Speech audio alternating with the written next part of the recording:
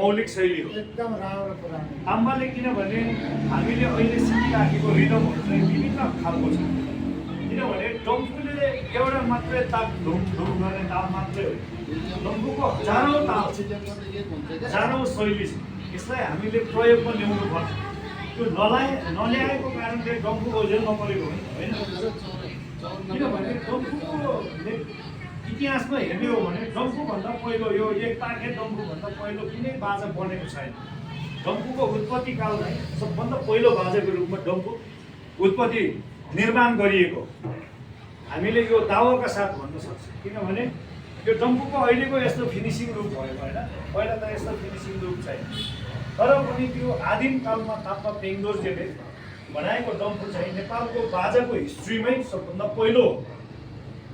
यो हामीले इतिहासकारहरूले यसको दाबी गरिराखेको छ